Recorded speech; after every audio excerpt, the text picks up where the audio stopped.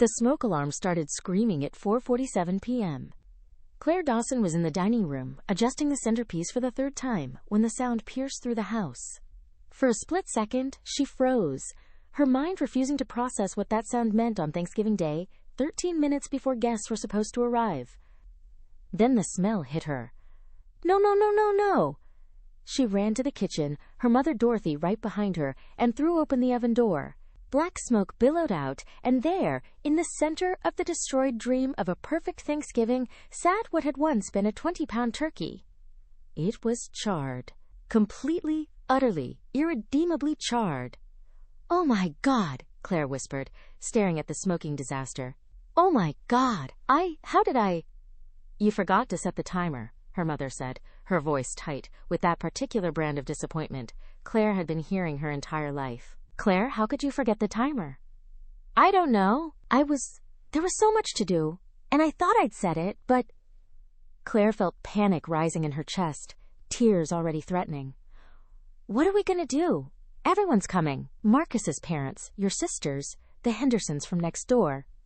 "We're going to have to order something," Dorothy said, already pulling out her phone. "Chinese food, maybe, or..." "Chinese food? On Thanksgiving?" Claire's voice cracked. "Mom, I can't serve Chinese takeout to Marcus's parents. They already think I'm..." She stopped herself, but the words hung in the air anyway. Not good enough. From the doorway, a third voice spoke up. "Maybe that's not the worst thing in the world." Both Claire and Dorothy turned to see Emma, Claire's 19-year-old daughter, leaning against the doorframe with her arms crossed. She'd been home from college for less than 24 hours, and already Claire could feel the tension radiating from her. "Emma, this isn't the time," Claire started. "Actually, maybe it is the time," Emma said, walking into the smoke-filled kitchen. "Maybe it's the perfect time to stop pretending everything has to be perfect." "Nobody's pretending anything has to be perfect," Dorothy said sharply. "We're simply trying to..." "To what? Put on a show? Perform the perfect family Thanksgiving like we've been doing my entire life?" Emma's voice was rising. "God forbid anyone see that we're not the flawless Dawson women." "Emma, please," Claire said, feeling like she was being squeezed from both sides. "I'm already stressed. I don't need..." "You're always stressed, Mom, because you're trying to be her." Emma pointed at Dorothy. "And she was trying to be her mother. And it's just this endless cycle of nobody ever being good enough." The smoke alarm was still screaming. The turkey was still smoking. And somewhere in that moment, something in Claire snapped. "Fine," she shouted, startling both her mother and daughter. "Fine. You want to know the truth? I am stressed. I'm stressed all the time because I've spent my entire adult life trying to live up to expectations I can never meet. And yes, I burned the turkey. I burned the goddamn turkey because I'm exhausted and overwhelmed and apparently not capable of keeping track of one simple timer." She grabbed the ruined bird with oven mitts and carried it to the sink, where she dumped it with a clatter that felt deeply satisfying. "There. Thanksgiving is ruined. Are you happy now?" The smoke alarm finally stopped, leaving a ringing silence in its wake.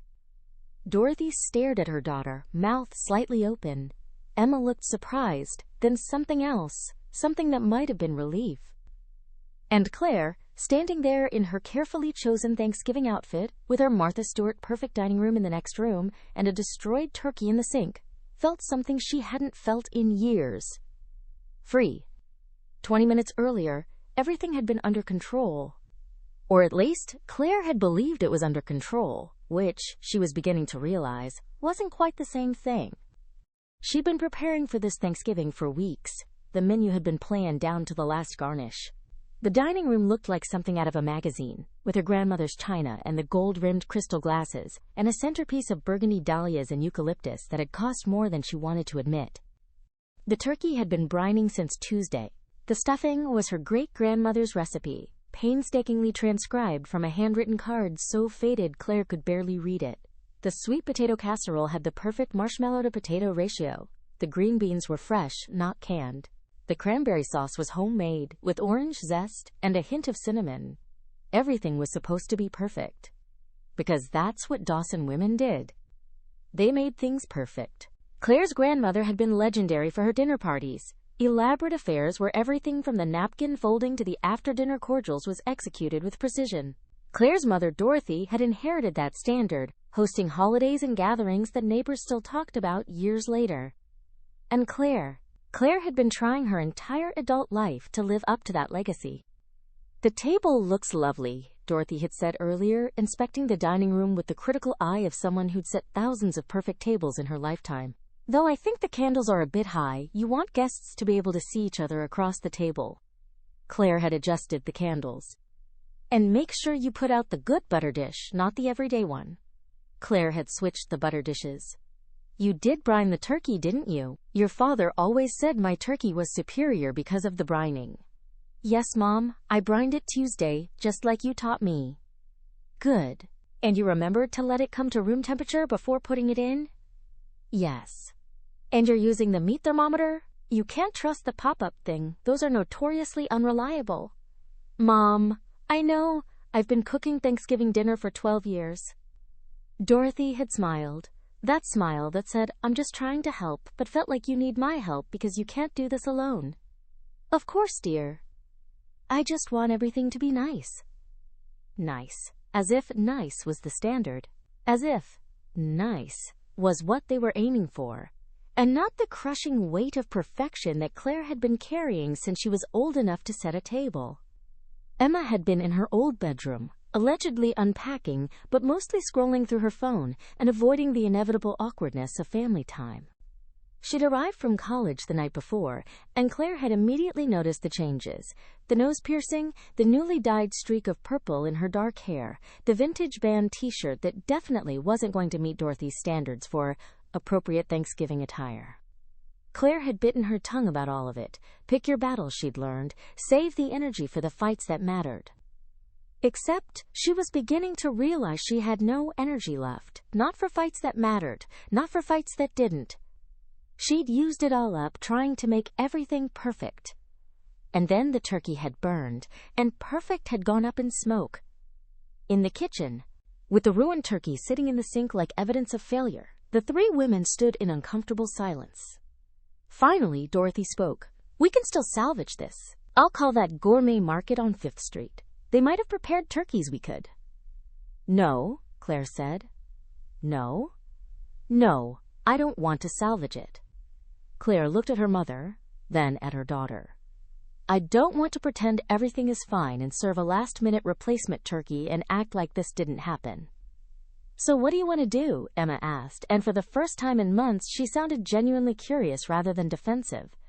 Claire looked around the kitchen, at the dozens of side dishes still waiting to be reheated, at the perfectly arranged appetizers on the counter, at all the evidence of hours of work that was supposed to add up to one perfect meal.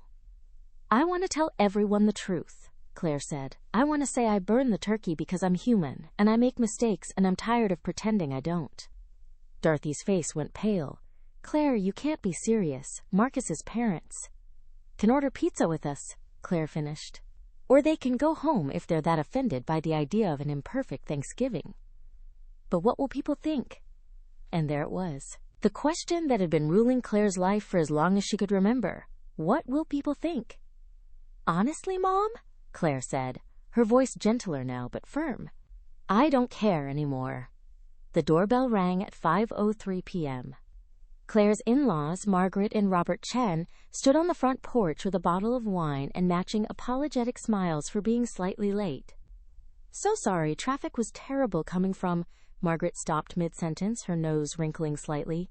"Is something burning?" "Burned, actually," Claire said, surprising herself with how calm she sounded. Past tense. "Come in, please. We need to talk." She gathered everyone in the living room. Marcus, who'd been setting up the bar and had missed the entire kitchen drama, his parents, her mother, Emma, and the Hendersons from next door, who'd arrived in the middle of the crisis and looked slightly alarmed by whatever energy they were picking up on. "So," Claire said, standing in front of the fireplace with her hands clasped together to keep them from shaking, "I burned the turkey." Silence. "I completely forgot to set the timer because I was trying to do 17 things at once and be perfect at all of them, and the turkey burned. It's completely inedible, and we don't have a backup plan because I was so focused on making everything exactly right that I didn't consider the possibility that something might go wrong. More silence. Marcus looked concerned. Margaret looked confused. Dorothy looked mortified. But here's the thing, Claire continued, her voice getting stronger. I'm tired. I'm so tired of trying to be perfect. Of trying to host the perfect Thanksgiving that lives up to some standard that I'm not even sure matters to anyone but me and my mother. Claire? Dorothy started, her voice pained. Let me finish, Mom, please. Claire took a breath. I have spent my entire adult life trying to be you, trying to host dinners like you hosted them, trying to make everything look effortless and beautiful and Instagram-worthy, when the truth is, it's exhausting, and I'm not even sure I enjoy it anymore. She looked at Emma, who was watching her with wide eyes. And somewhere along the way, I started doing the same thing to my daughter, pushing the same standards, the same expectations, the same need for everything to look perfect from the outside, even if we're falling apart on the inside. Emma's eyes were shining with unshed tears.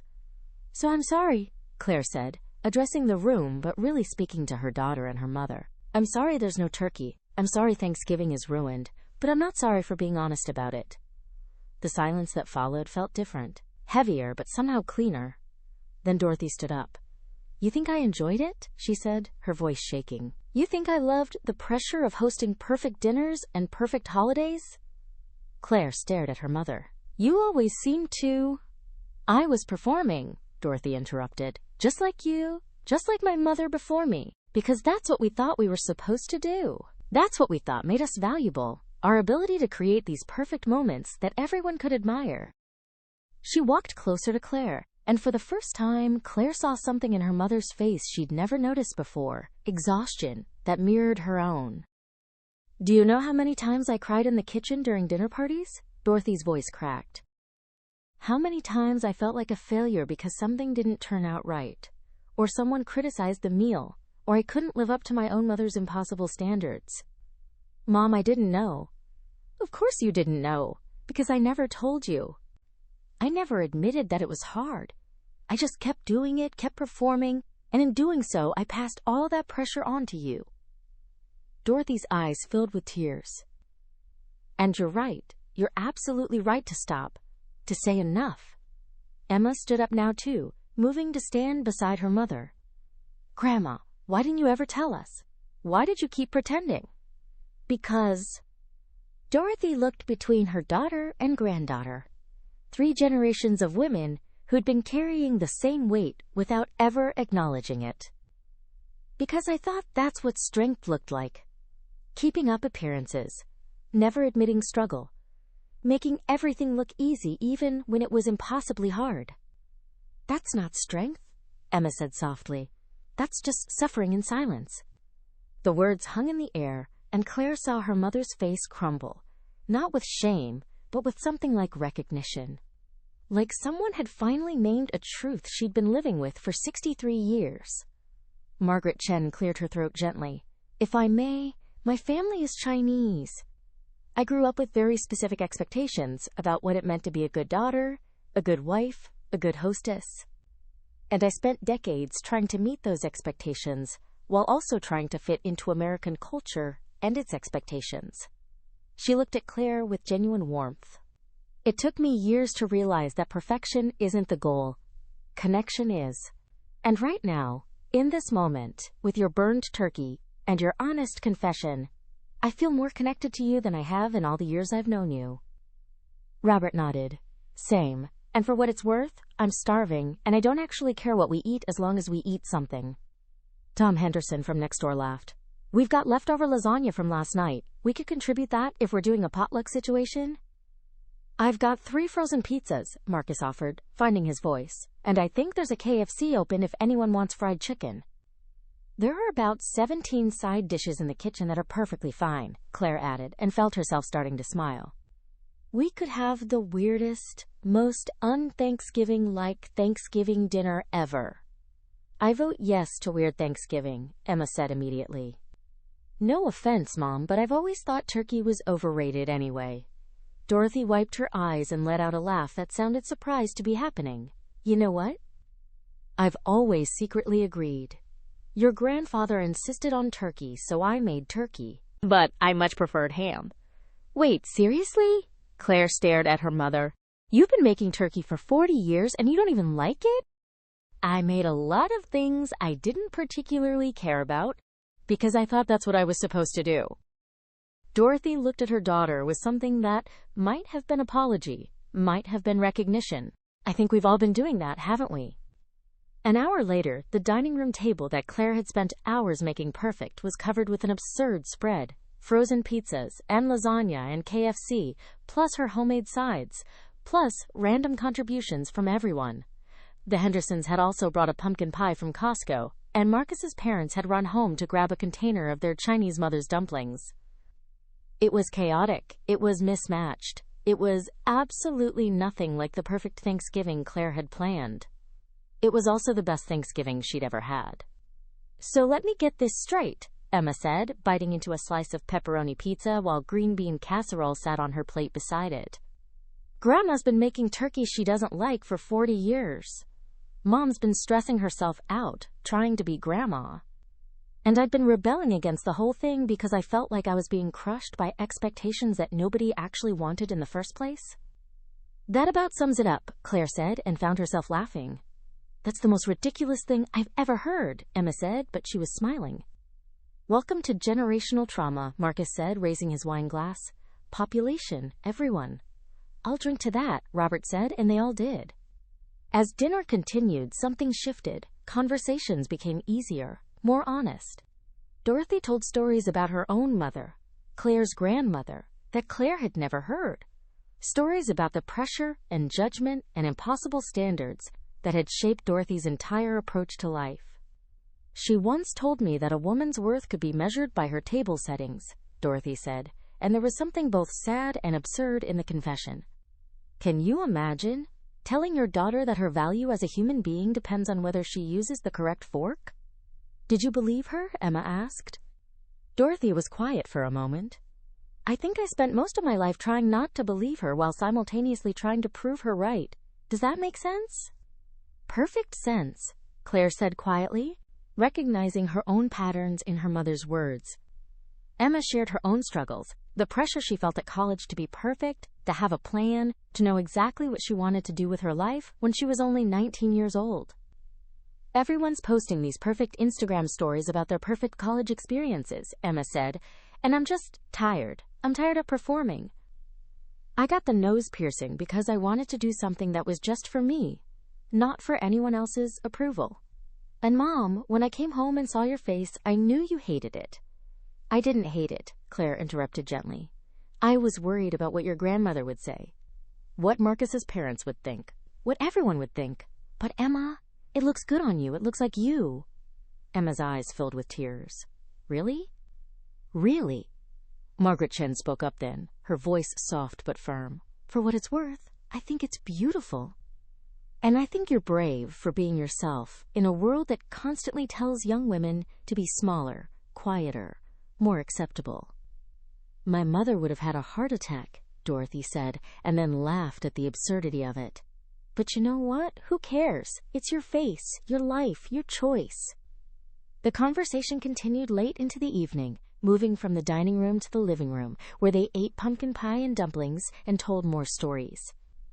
Claire learned things about her mother she'd never known, that Dorothy had wanted to be an artist but had been told it wasn't practical, that she'd spent years feeling inadequate compared to her own mother, that she'd sometimes hidden in the bathroom during her famous dinner parties, overwhelmed and questioning why she was doing any of it. Dorothy learned things about Claire, that the pressure to be perfect had contributed to years of anxiety, that Claire had gone to therapy specifically to deal with the crushing weight of expectations, that she'd been so focused on being a perfect hostess that she'd sometimes forgotten to enjoy her own gatherings. And Emma opened up in ways she hadn't in years, about feeling suffocated by expectations, about struggling with anxiety at school, about feeling like she could never measure up to the Dawson women legacy. I don't want that legacy, Emma said finally. I don't want to be the next generation in a line of women who stress themselves out trying to be perfect for everyone else. Neither do I, Claire said. Neither do I, Dorothy added, her voice firm. Not anymore. They sat in silence for a moment. 3 generations of women who'd been bound by expectation and were now choosing something different. So what do we want instead? Emma asked. Claire thought about it. I want Thanksgivings where I'm not terrified of burning the turkey. Dorothy smiled. I want family gatherings where I can actually talk to people instead of hiding in the kitchen. I want holidays where we're honest about how we're feeling, Emma said. Where we can say, this is hard, or I'm struggling, without it being some kind of failure. I want us to be real with each other, Claire said. Even when real is messy, maybe especially when real is messy. To messy Thanksgivings, Marcus said, raising his wineglass again. To burn turkeys and frozen pizzas, Margaret added. To 3 generations of women figuring it out, Robert said. They all raised their glasses. Wine, water, sparkling cider. And in that moment, with the dining room still full of mismatched food and the kitchen still smelling faintly of smoke, Claire felt something she hadn't felt in years. Peace. Later that night, after everyone had gone home and Marcus had fallen asleep on the couch, Claire found herself in the kitchen with her mother and daughter. They were supposed to be cleaning up, but mostly they were just sitting at the kitchen table, too full and too tired to move. I'm sorry, Dorothy said suddenly, for all the years of pressure, for making you feel like perfection was the only option. I'm sorry too, Claire said, for passing it on to Emma, for not breaking the cycle sooner. You're breaking it now, Emma said. That counts. Dorothy reached across the table and took Claire's hand. Claire reached for Emma's. The 3 of them sat there, hands linked. 3 generations connected by something stronger than expectation or perfection. Next year, Dorothy said, let's order the turkey pre-cooked from somewhere. Or better yet, let's have ham, or lasagna, or whatever we actually want to eat. Next year, Claire added, let's use paper plates so we don't spend 3 hours washing dishes. Next year, Emma said, let's invite people over because we want to see them, not because we're obligated to. Deal? They said together. Outside, it had started to rain. A soft November rain that washed away the last of autumn and promised the coming winter. Inside, in the warm kitchen that still smelled faintly of smoke and burnt turkey, 3 women sat together in comfortable silence. The turkey had burned. Thanksgiving had been ruined. And somehow, because of that, everything had finally become real. 3 months later, in February, Claire got a text from her mother. Coming over for dinner tonight. I'm bringing takeout. No cooking required. Just want to see you and Emma. Claire smiled and showed Emma, who was home for winter break. Grandma bringing takeout? Emma said with mock shock. Has the world ended? I think it's just beginning, Claire said. When Dorothy arrived, she had Chinese food from the same restaurant they'd ordered from on Thanksgiving, which had, ironically, become their new tradition for special occasions. They ate straight from the containers, sitting in the living room instead of at the dining table. This is nice, Dorothy said, looking around at the casual chaos. Shoes by the door, Emma's backpack on the couch, mail scattered on the side table. Really nice. It's messy, Claire said, but without apologizing. Messy is good sometimes, Dorothy said. Messy means lived in, means real. They talked about Dorothy's new hobby. She'd started taking painting classes, finally pursuing the art she'd given up decades ago. Emma showed them pictures from school, including a new tattoo she'd gotten, small on her ankle, the word enough in delicate script. What does it mean? Dorothy asked, studying the photo. It means I'm enough, Emma said simply, just as I am, without having to be perfect or live up to anyone's expectations. Dorothy's eyes filled with tears. That's beautiful, sweetheart. You should get one too, Grandma, Emma teased. Maybe I will, Dorothy said, and from the look on her face, she wasn't entirely joking. As they cleaned up, minimal cleanup, another benefit of takeout, Claire caught her reflection in the window. She looked tired but happy, real but content. The perfect Thanksgiving she'd planned back in November would have made a beautiful photo. It would have been impressive, admirable, Instagram-worthy. But this messy, honest, imperfect life they were building together was so much better. Because the turkey had burned, yes. But in burning, it had finally set them free.